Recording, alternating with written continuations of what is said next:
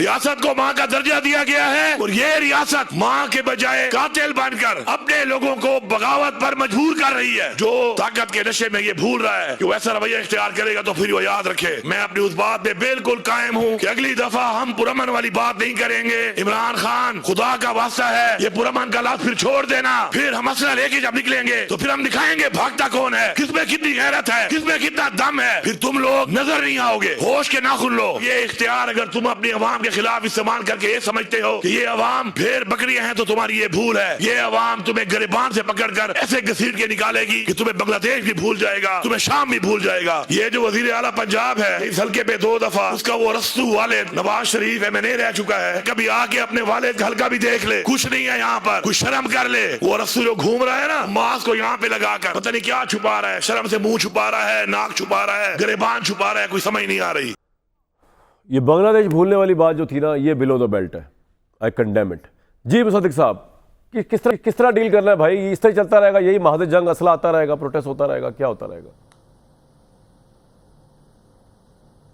یعنی آپ نے کہا کہ ایک بات بلو دا بیلٹ ہے، مگر جب انہوں نے کہا خدا کا واسطہ امن کا راستہ چھوڑ دو تو وہ آپ کو نہیں، مجھے اس پہ بھی آبجیکشن ہے، لیکن یہ بلو دا بیلٹ مجھے لگا. ویسے تو میاں نواز شریف صاحب پہ بات بلو دا بیلٹ ہے.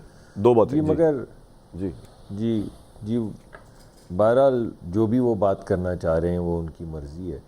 لیکن مجھے یاد پڑتا ہے جب ہم اسٹوڈنٹ پالیٹکس میں تھے، اس کے بعد جب پڑھنے کے لیے باہر گئے تو وہاں پہ بہت سی تنظیمیں ہوتی تھیں. تو جب میں پہلی دفعہ گیا وہاں پہ مختلف تنظیموں میں کام کرنے کے لیے تو بڑی مجھے حیرت ہوئی، کیونکہ وہاں پہ تو تمام لوگ کنسٹرکٹیو کام کر رہے تھے. مگر جب ہم اسٹوڈنٹ پالیٹکس میں ہوتے تھے، اور غالباً اب بھی ایسا ہی ہوتا ہوگا، تو وہ کیمپین موڈ سے ہی کوئی باہر نہیں نکلتا تھا. باہر نکل کے ہم نعرے مارتے رہتے تھے کہ ہم گردنوں میں سے سریے نکال دیں گے اور قدموں میں سروں کو، اکڑے ہوئے سروں کو ٹھوکر مار کے اڑا دیں گے. تو آج مجھے لگتا ہے یہ وہ اسی طرح کی اسٹوڈنٹ پالیٹکس چل رہی ہے. یہ یعنی کوئی نہ جانے کتنے سال سے حکومت ہے پی ٹی آئی کی خیبر پختونخوا میں، اور میرے خیال میں جہاں پہ وہ تنقید کرتے ہیں ان کو ضرور کرنی چاہیے، مگر ان کی اور بھی بہت سی رسپانسبلٹیز ہیں. صوبہ چلانے کی بھی رسپانسبلٹیز ہیں ان کی. یہی معاملہ کچھ اگر یہ آتش فشانی آپ نکال دیں تو بزدار صاحب کے ساتھ بھی تھا، غالباً وہ بھی سمجھ نہیں پائے کہ آپ اس کی وجہ کو ایڈریس نہیں کر رہے کہ یہ اتنے ہونک ہو کے کیوں بول رہے ہیں، یا اگریسو ہو کے کیوں بول رہے ہیں، جس کی ہم جتنا بھی کنڈیم کریں. لیٹ سپوز میں تو ابھی آپ نے وجہ میں نے پچھلے 1 آدھ ہفتے میں بہت سے پروگرامز اٹینڈ کیے ہیں. اس میں کبھی جنرل ڈائر کا ذکر آیا ہے، کبھی دیگر اس طرح کے لوگوں کا ذکر آیا ہے. میں آپ کی بات سے بالکل متفق ہوں. میں سمجھتا ہوں بیٹھ کر بات کرنی چاہیے، تمام سیاسی جماعتوں کو بات کرنی چاہیے. میرے خیال میں پارلیمان کا فوراً اس کے لیے استعمال ہونا چاہیے. سب کو مل بیٹھ کے کوئی سلیقے سے ملک کو آگے چلانے کے لیے کنسنسس پیدا کرنا چاہیے. اور باتوں کو غالباً ہماری طرف سے بھی کوتاہی ہوتی ہوگی، اسی اسپرٹ میں لے کر چلنا چاہیے جس اسپرٹ میں کہا گیا تھا کہ اگر اس الیکشن پہ تمام لوگ معترض ہیں اور پی ٹی آئی بھی معترض ہے تو پی ٹی آئی حکومت بنا لے، اور آ کے حکومت بنا کے اپنی زیر نگرانی دیکھ لے کہ کہاں کہاں دھاندلی ہوئی ہے.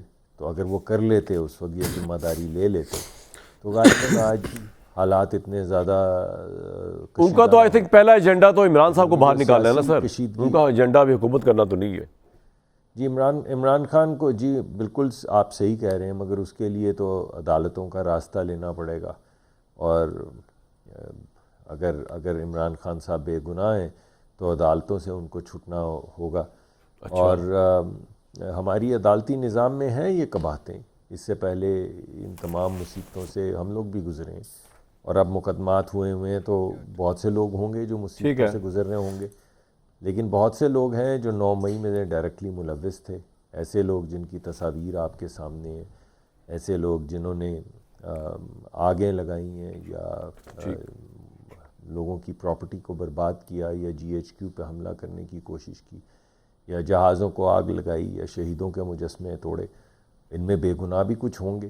اور یہ ہمارا ہمارے ملک کے جو نظام ہے انصاف کا، اس کی بہت بڑی ٹریجڈی ہے کہ بہت سے لوگ ان کو کئی سال لگ جاتے ہیں اپنی بے گناہی کا ثبوت دینے کے لیے. بالکل ٹھیک. اور اس سسٹم کو ٹھیک کرنا ہماری ذمہ داری ہے, ہماری بھی ذمہ داری ہے. اور 18ویں ترمیم کے بعد جو ہائی کورٹس ہیں اور سپریم کورٹس ہیں ان کی بھی ذمہ داری ہے. ہماری ایڈمنسٹریٹو ذمہ داری ہے اور قانون کی عمل درآمد اور انصاف کی ذمہ داری جو ہے وہ ہائی کورٹس کے پاس جا چکی ہے. ایڈمنسٹریٹو فنکشنز ہمارے پاس ہیں. بالکل ٹھیک ہے. سب کو مل کے یہ کام کرنا ہوگا. لیکن میں دوبارہ سے کہوں گا کہ اس کشیدگی کو کم کرنے کے لیے بہترین اور واحد طریقہ یہ ہے کہ سب لوگ مل کے بیٹھیں اور بات کریں کہ ملک کو آگے کیسے لے جانا ہے. بالکل صحیح. کون سے قواعد ہیں جن کے تحت ہم ان کو آگے لے کر چلیں گے. اور جب تک یہ بات نہیں ہوگی یہ سیاسی پولرائزیشن اسی طرح رہے گی. بالکل ٹھیک.